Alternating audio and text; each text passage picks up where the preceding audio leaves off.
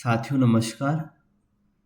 उत्तर प्रदेश लोक सेवा आयोग ने अपनी भर्तियों में वन टाइम रजिस्ट्रेशन यानी ओटीआर सिस्टम लागू कर दिया है और ओटीआर के बाद ही परीक्षा फॉर्म भरे जाते हैं।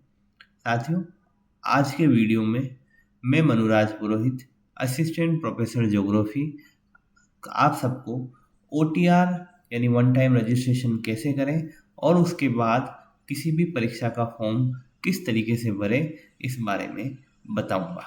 साथियों, हम कोई भी परीक्षा फॉर्म जो यूपीपीएससी का भरते हैं तो सबसे पहले जब हम यूपीपीएससी की साइट पर जाते हैं और नोटिफिकेशन की बात करते हैं, जैसे अभी आप स्क्रीन पर देख सकते हैं कि ये 3 वैकेंसियों के नोटिफिकेशन दिख रहे हैं और जब हम इनमें अप्लाई करने का प्रयास करते हैं तो आप ऊपर देख सकते हैं कि notification based on OTR system यानी वन टाइम रजिस्ट्रेशन इसके लिए कराना ज़रूरी है।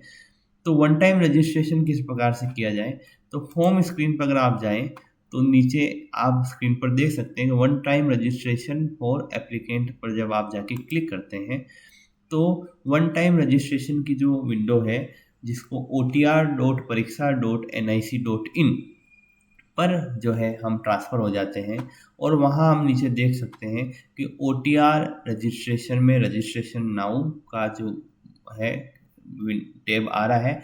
जब हम रजिस्ट्रेशन नाउ पे क्लिक करते हैं तो वहाँ जाकर हम सामान्य 3 स्टेप यानी 3 पदों को फॉलो करते हुए अपना वन टाइम रजिस्ट्रेशन कर सकते हैं। बिना वन टाइम रजिस्ट्रेशन के परीक्षा का फॉर्म हम नहीं भर पाएंगे। सबसे पहले ओटीआर रजिस्ट्रेशन करना पड़ता है। तो ओटीआर रजिस्ट्रेशन के जो सिंपल से चरण हैं वो आप स्क्रीन पर देख सकते हैं कि ओटीआर के लिए सबसे पहला जो चरण है कि जब आप otr.pariksha.nic.in पर क्लिक करेंगे तो आपको जब सबसे पहले चरण में ओटीआर पंजीयन हेतु अपनी ईमेल आईडी और मोबाइल नंबर दर्ज कराकर गेट ओटीपी यानी ओटीपी आएगा और ओटीपी को रजिस्टर करने के बाद वेरीफाई करने के बाद वेरीफाई बटन पर क्लिक करके उसका सत्यापन करना पड़ेगा।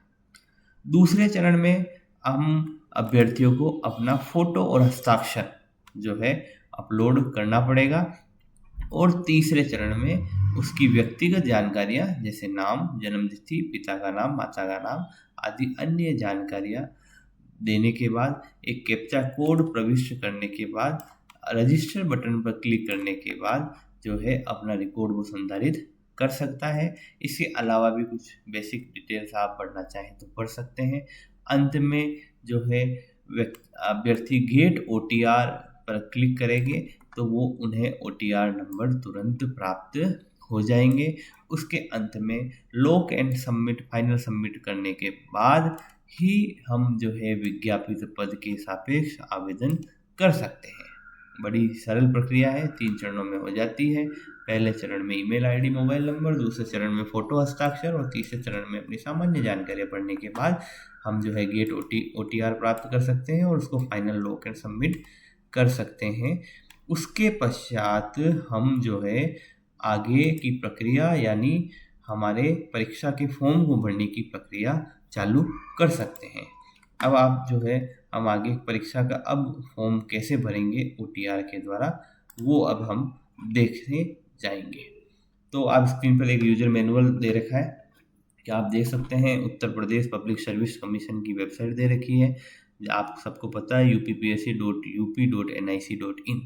इस पर हम जाके क्लिक करते हैं तो जो विंडो एरो से आप देख सकते हैं ऑल नोटिफिकेशन और एडवर्टाइजमेंट पे जाके या कैंडिडेट डैशबोर्ड लॉगिन पर जाके जो है हम जो भी नोटिफिकेशन भर्ती प्रक्रियाएं अभी चालू है उस पर जा सकते हैं और ओटीआर बेस्ड जो चल रहे हैं उन पर जब हम इन पर क्लिक करते हैं तो जैसे पहले भी अभी मैंने आपको लाइव विंडो दिखाई थी, एडवर्टाइजमेंट रिलेटेड डिटेल हमको दिख जाती है जिसमें 3 दिखती है। एक तो यूजर इंस्ट्रक्शन दिखते हैं, एक व्यू एडवर्टाइजमेंट दिखता है और एक अप्लाई, 3 विंडो दिखती है।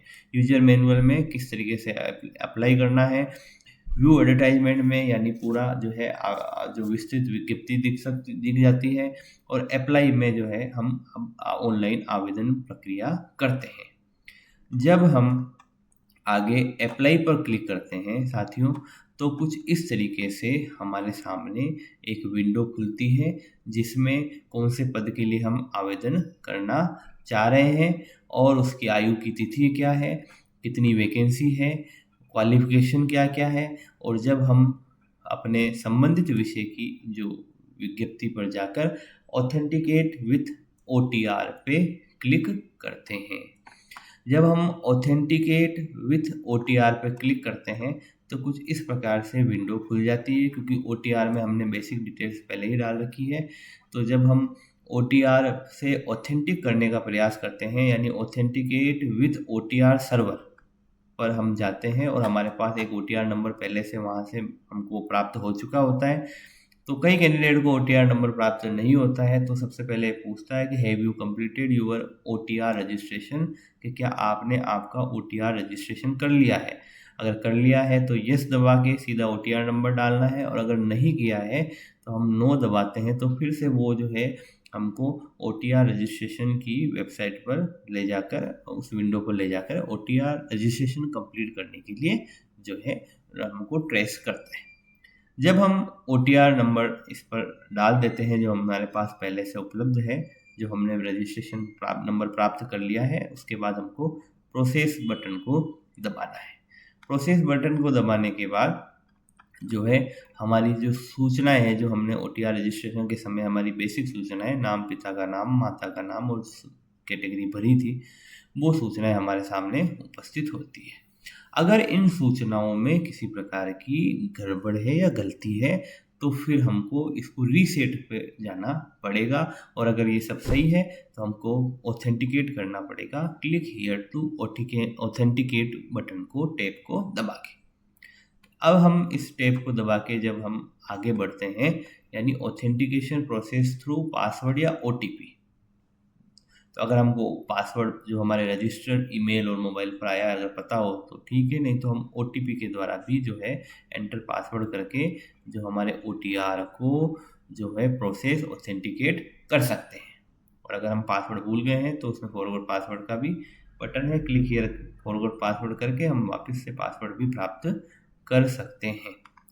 जब हम प्रोसेस पे चले जाते हैं तो फिर हमारे सामने हमारी आगे की प्रक्रिया, यानी ऑनलाइन एप्लीकेशन की प्रक्रिया, OTR बेस्ड ऑनलाइन एप्लीकेशन की प्रोसेस चालू होती है, जिसमें कौन से नोटिफिकेशन, कौन से पद के लिए कौन आवेदन कर रहा है, उसकी जो एक सामान्य विंडो सबसे पहले हमारे सामने खुलती है।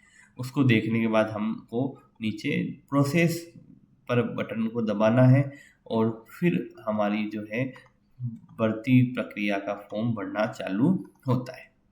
उस पर जो सूचनाएं हैं वो केवल देखने के लिए है, ये सारी सूचनाएं वही है जो OTR के समय हमने भरी थी, वो सूचनाएं हम देख सकते हैं। और देखने के बाद उनको हम आगे जो डिटेल एसेंशियल क्वालिफिकेशन डिटेल्स हैं उसमें जब हम कि भाई मिनिमम क्वालिफिकेशन के लिए आप एलिजिबल हैं, आपके पास है या नहीं, तो आपको यस बटन पर क्लिक करके और नीचे जो कैप्चा दिया हुआ होता है उस कैप्चा को ऑथेंटिकेट करके और process for entering other detail, यानी अन्य अब सूचनाओं के लिए आपको इसको आगे प्रोसेस करना होता है। यह यहाँ तक की सूचनाएं OTR से संबंधित थी। अब आगे जो हम जब इसको प्रोसेस करते हैं तो ये एक टैब खुलता है जिसमें kindly process further for candidate dashboard login. तो अब हमारा जो है मेन एग्ज़ाम का डैशबोर्ड जो खुलेगा यहाँ पर से क्लिक करने के बाद। एग्ज़ाम का जो डैशबोर्ड है वो एप्लीकेशन का जो पार्ट सेकंड है कुछ इस तरीके का आपको सैंपल के रूप में स्क्रीन पर दिखाया गया है, जिसमें एग्जामिनेशन, इंटरव्यू, रिजल्ट, है ना, पेमेंट, ट्रांसफ़र, सारी चीज़ें दिखती है। और जो अभी हम जो एप्लीकेशन जो प्रोसेस में भर रहे हैं वो नीचे दिखता है कि किस पद के लिए आवेदन किया जा रहा है, एडवर्टाइजमेंट डिटेल क्या है, एप्लीकेशन का पार्ट 1 जो है अभी तक सबमिट हो गया तो वो किस तारीख को कितनी बजे सबमिट हुआ है, और एप्लीकेशन का पार्ट 2 जो है अभी हम नहीं भर रहे हैं तो वो क्रॉस आ रहा है वहाँ, उसको भरा जाना है। इसी तरीके से फीस भी नहीं भरी है तो वो भी पेंडिंग बता रही है। तो अब ये चीज़ें हम आगे प्रोसेस करेंगे। एप्लीकेशन के पार्ट 2 को भरने के लिए इस जो सबमिट डिटेल्स है ना, फिल पार्ट 2 पर क्लिक करेंगे। जब हम इस पर क्लिक करेंगे तो हमारे सामने कुछ इस प्रकार की विंडो खुलेगी, जिसमें हमारी जो पहले सूचनाएं पार्ट 1 की भरी वो आ रही है। उसके बाद आगे की जो सूचनाएं हैं ये इसको हम क्या करेंगे, प्रीव्यू, यानी इस फॉर्म को प्रीव्यू करेंगे और इसको वेरीफाई कर देंगे कैप्चा डाल के। Click here to preview for form, edit the application form, और इसको हमको डिक्लेरेशन को यस करना है। उसके बाद हमको कैप्चा डाल के इसको प्रीव्यू करना है। प्रीव्यू के बाद आगे कुछ इस तरह की टैब खुलेगी जिसमें submit application form for examination. तो जब हम जो है इसके एग्जामिनेशन फॉर्म को सबमिट कर देंगे, ये ग्रीन में आप देख सकते हैं सबमिट एप्लीकेशन फॉर्म। और अगर आप कुछ एडिट करना चाहते हैं, कुछ सुधार करना चाहते हैं, तो एडिट बटन दबा के भी इसको एडिट कर सकते हैं। अब द्वितीय जो प्रोसेस है, चरण है, वो भी समाप्त हो गया। अब पेमेंट की बारी है। तो जब हम एप्लीकेशन फी पेमेंट प्रोसेस में जाते हैं तो वो हमको परीक्षा और एडवर्टाइजमेंट नंबर और कितना जो है हमको अमाउंट पेमेंट करना है, तो उसमें हमको do you want to payment पर यस करके जो है हम इस प्रक्रिया को फिर आगे बढ़ाएंगे फीस पेमेंट की। फीस पेमेंट के लिए जब हम जाएंगे तो वो SBI ऑनलाइन के सर्वर पर ले जाएगा और उसमें वहाँ बहुत सारे ऑप्शन दे रखे हैं कि हम चाहे तो SBI नेट बैंकिंग से, अदर बैंक की नेट बैंकिंग से, डेबिट कार्ड से, क्रेडिट कार्ड से, और हम आजकल सामान्यतः UPI से करने लगे हैं तो UPI से, और SBI ब्रांच में कैश और चेक के द्वारा अनेक जो प्रक्रिया द्वारा हम जो है अपनी भर्ती परीक्षा के लिए जो फीस है, आवेदन शुल्क है, वो जमा करा सकते हैं। जिस पर भी हम क्लिक करेंगे उसमें क्लिक करने के बाद आगे प्रोसेस करने के बाद जो है ये आपको एक सैंपल दे रखा है कि इस तरीके से आप जो है शुल्क जमा करा सकते हैं। शुल्क जमा अगर नहीं होता है तो आवेदन जो पत्र है वो स्वतः ही क्या निरस्त माना जाएगा, और आवेदन शुल्क होने पर, जमा होने पर जो है वो आवेदन शुल्क जो है आवेदन पत्र भर जाएगा, ऑटोमेटिकली पेड आ जाएगी। उसकी रिसिप्ट भी आप निकाल सकते हैं चाहे तो। फिर कंप्लीट एप्लीकेशन फॉर्म आपको कुछ इस तरीके का दिखेगा, जिसमें आपको एक एप्लीकेशन आईडी भी अब जनरेट हो गई है। ध्यान दें, OTR आईडी अलग है और कोई भी फॉर्म की जो एप्लीकेशन आईडी होगी परीक्षा की वो अलग होगी, जो परीक्षा का आवेदन पत्र पूर्ण भरने यानी फीस जमा कराने के बाद हमें अलॉट हो जाती है।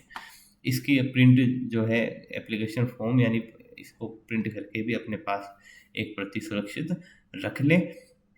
ये कुछ इस तरीके का जो है पूरा भरा हुआ आवेदन पत्र स्क्रीन पर आप देख सकते हैं, और लिखा नीचे लाल अक्षरों में लिखा हुआ भी आ रहा है, application form has been previously accepted. अब हम जब सारी प्रक्रियाओं से गुजर जाएंगे तो हमारा डैशबोर्ड कुछ इस तरीके का दिखेगा, जिसमें पार्ट 1 में भी आपको राइट क्लिक दिखेगा, पार्ट 2 में भी आपको राइट का निशान दिखेगा, और फी डिपॉजिट में भी जो आपको राइट का निशान दिखेगा। एप्लीकेशन आईडी भी हमारे जो जनरेट हो गए, एप्लीकेशन फॉर्म एक्सेप्टेड लिखा हुआ आएगा, और अब हम इसका प्रिंट भी ले सकते हैं। अब भी तक भी अगर कोई दिक्कत हुई है, कोई सुधार करना चाहते हैं, तो नियत तिथि तक जो आयोग ने दी है वहाँ तक हम इसको में एक बार संशोधन कर सकते हैं।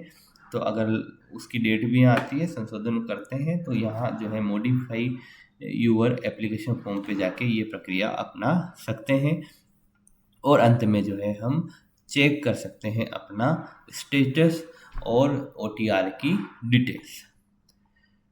साथियों, इसके बाद जो है अपना पूरा फॉर्म भरा हुआ माना जाएगा, अन्य सूचनाएं भी इसमें ही मिलती रहेगी।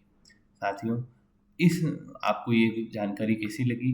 अब मुझे लगता है आप आसानी से अपना फॉर्म बिना किसी दिक्कत के भर पाएंगे, किसी ई मित्र के जो है निर्भर अन्य पर निर्भर नहीं रहेंगे।